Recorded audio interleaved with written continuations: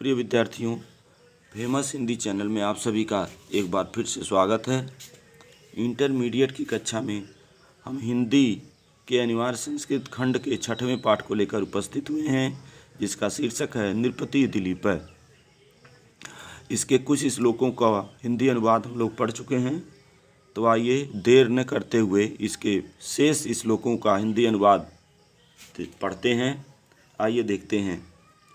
अनाकृष्टस् विषय विद्यानां पारदृश्वने तस्य धर्मरते आसीत् वृद्धत्वं जरसा बिना। कठिन शब्द को देखते हैं इसके। अनाकृष्ट मतलब भौतिक जगत की वस्तुओं के प्रति लगाव न रखने वाले, विषय विद्यानाम विषय विद्याओं में, पारदृश्वन मतलब पारंगत, तस्य मतलब उसका या उनके, धर्मरते मतलब धर्म प्रेमी, आसीत मतलब थे या था, वृद्धत्व मतलब वृद्धावस्था, जरसा बिना यानी जरसा बिना मतलब वृद्धावस्था के बिना ही। अब आइए इसके हिंदी अनुवाद को देखते हैं। पहले इसका संदर्भ आप वही लिखेंगे, पूर्वज जो पहले श्लोक के लिए था वही सारे श्लोकों के लिए हो जाएगा संदर्भ। आइए इसका हिंदी अनुवाद देखते हैं। अनाकृष्टस्य विषय विद्यानां पारदृश्वने तस्य धर्मरते आसीत् वृद्धत्वं जरसा बिना। अनाकृष्टस्य यानी भौतिक जगत की वस्तुओं के प्रति लगाव न रखने वाले, सभी विद्याओं में पारंगत या दक्ष, तथा धर्म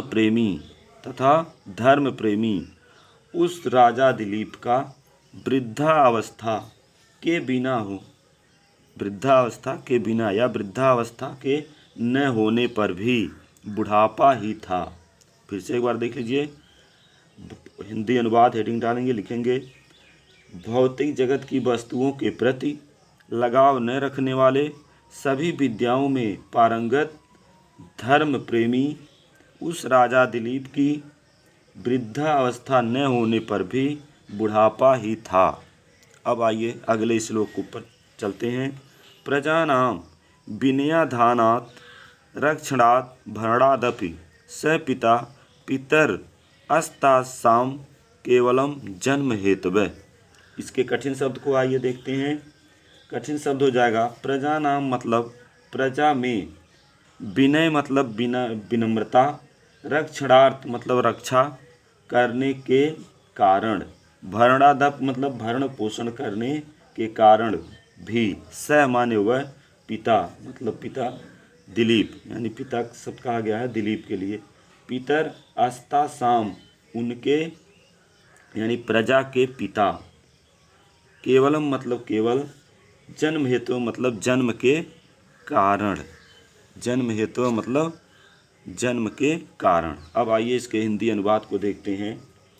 प्रजा में विनय को स्थापित करने के कारण, यानी प्रजा में विनय या विनम्रता को स्थापित करने के कारण, रक्षा करने के कारण और भरण पोषण करने के कारण वह दिलीप, यानी भरण पोषण करने के कारण वह से मतलब यहाँ दिलीप से है, वह दिलीप उन प्रजा के पिता थे, उनके पिता तो केवल जन्म के लिए थे या जन्म के कारण थे। फिर से एक बार सुन लीजिए हिंदी अनुवाद। प्रजा में विनय को स्थापित करने वाले या प्रजा में विनम्रता के कारण, प्रजा में विनम्रता स्थापित करने के कारण, रक्षा करने के कारण, उनका भरण पोषण करने के कारण वह दिलीप उनके पिता थे, उनके पिता तो केवल जन्म के कारण थे या जन्म देने के कारण थे। अब आइए अगले श्लोक की तरफ चलते हैं।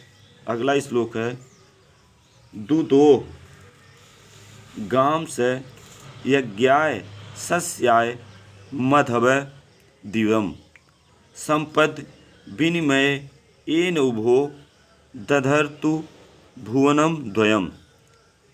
दूदो है गाम स यज्ञाय सस्याय मघवा दिवम संपद विनिमय येन उभो दधतु भुवन द्वयम।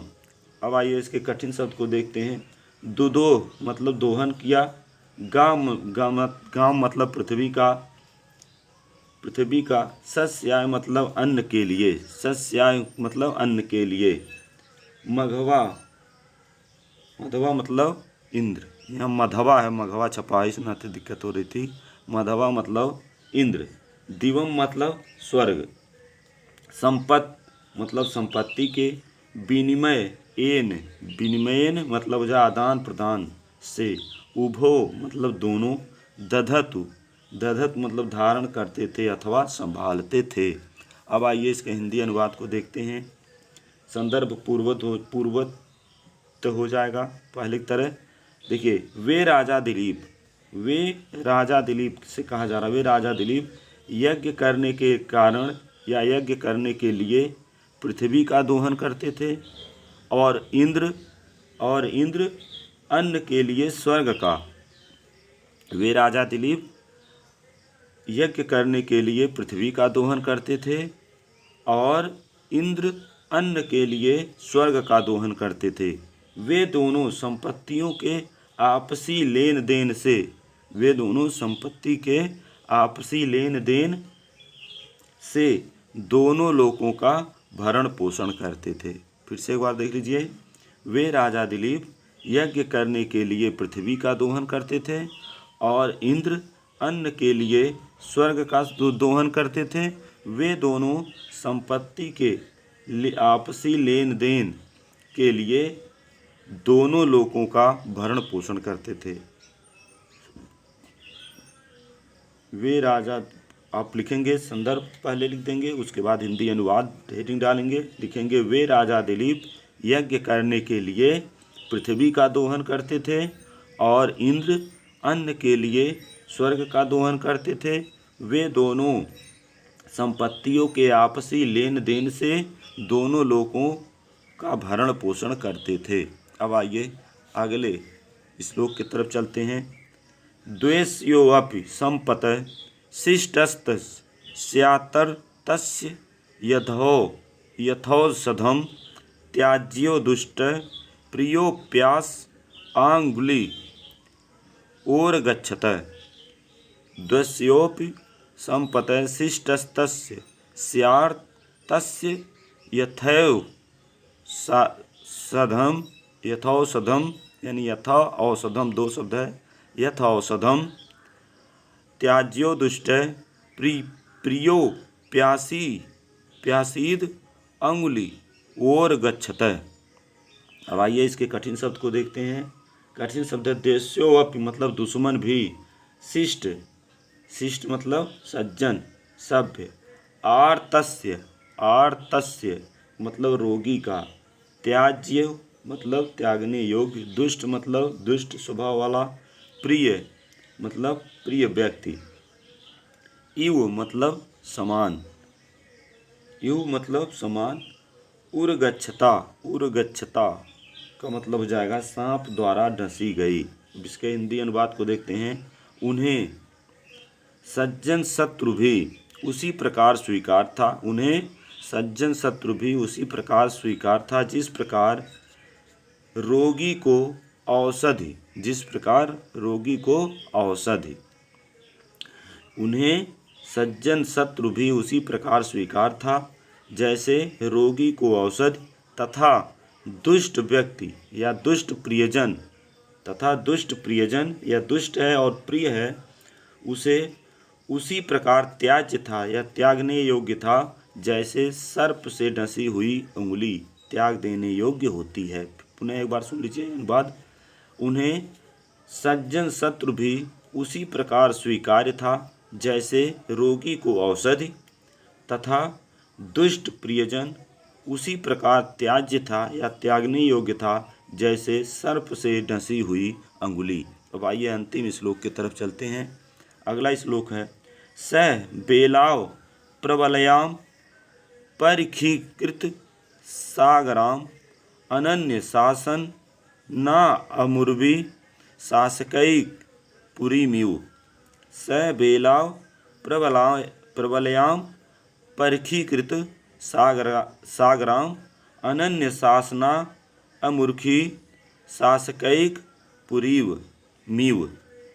देखिए कठिन शब्द को इसके स मतलब वह, बेला मतलब समुद्र तट, वप्र मतलब दुर्ग का परकोटा, परिखी मतलब खाई, अन्य मतलब दूसरों का, अन्य मतलब दूसरों का, उर्मीव, उर्मीव मतलब होता है पृथ्वी, सासस, ससास मतलब शासन किया, ससास मतलब शासन किया। अब आइए इसके हिंदी अनुवाद को देखते हैं।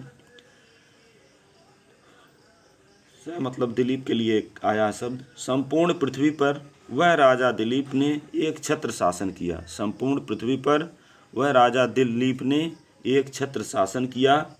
उनके द्वारा इस समुद्र तट रूपी, उनके द्वारा इस समुद्र तट रूपी पृथ्वी पर जिसके चारों ओर, पृथ्वी पर जिसके चारों ओर गहरी खाई हो, ऐसी संपूर्ण पृथ्वी पर एक नगर के समान शासन किया। फिर से देख लीजिए। संपूर्ण पृथ्वी पर राजा दिलीप ने एक छत्र शासन किया। उनके द्वारा इस समुद्र तट रूपी पृथ्वी पर, उनके द्वारा इस समुद्र तट रूपी पृथ्वी पर जिसके चारों ओर गहरी खाई हो, ऐसी संपूर्ण पृथ्वी पर एक नगर के समान उन्होंने शासन किया। इस तरह से बच्चों यह नृपति दिलीपा वाला पाठ समाप्त हुआ। आप लोग इसको पढ़ लीजिएगा और हमारे चैनल को सब्सक्राइब कर दीजिएगा और लाइक एंड शेयर भी कर दीजिएगा। धन्यवाद।